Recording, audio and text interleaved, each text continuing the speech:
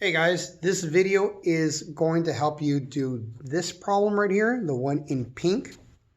And then the next video will be the one that we're going to do. We're going to skip all the way to E for the next video. But for now, let's focus on this one right here. Wrote the problem here up on the board. If you watch my other videos that I posted on Google Classroom for the first handout, it's going to be the same principle. We have here our ingredients. This means that we're having a chemical reaction. This is a yield sign. This is what we get. So I'm going to draw a dashed line here to separate my reactants, my ingredients, from my products, what I get. Let's take inventory. Fe, that's iron. I'm going to write down Fe. And then we have here Cl. Cl, that's it. Okay? Remember, every capital letter signifies an element. So you do not write F and E, it's Fe. Capital F, lowercase e, this is iron. Then capital C, lowercase l, chlorine. Notice I didn't bring down the 2. I'm not going to write any numbers here for now. Okay? I'm going to copy this on this side because we're going to have the same elements on both sides, iron and chlorine. Next thing I do is I'm going to put a number in every box. The lowest number that's not a 0. I'm going to put a 1. In every box. Always start off with the number 1. Never start off with anything else. Start off with 1. Now let's count. 1 Fe means that there's 1 iron. 1 Cl2, that means we have 2 Cls. Go to this side. 1 times Fe means we have 1 iron. 1 times Cl3 means we have 3 Cls.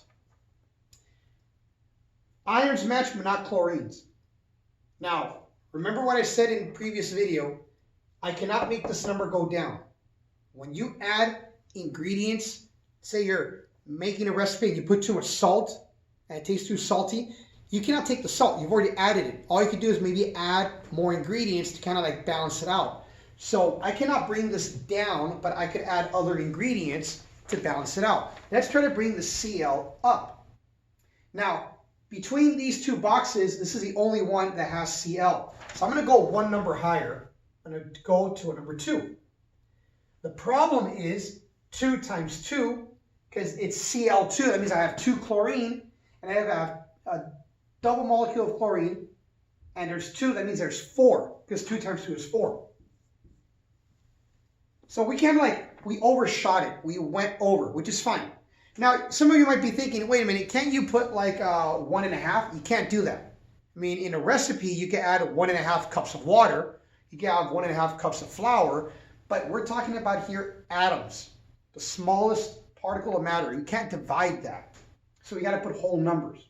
But it's fine. Let's go to this side. Let's change it. Let's change this box to a number 2. Now, something happens here. Because I put a number 2 here, that means we have 2 irons. 2, and now we have 2 times 3, we have 6. So again, not only did we overshoot it, we went way over, we wanted 4, and now we got 6. But now we changed the iron. That's fine, that can be fixed. Let's go back over here. Easy fix.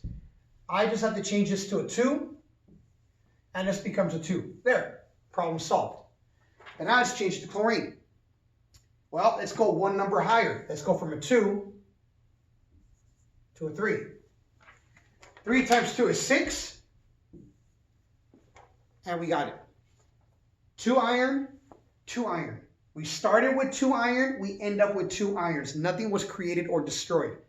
We started with 6 chlorine in our ingredients, we end up with 6 chlorine. Nothing was created or destroyed. That's your answer right there.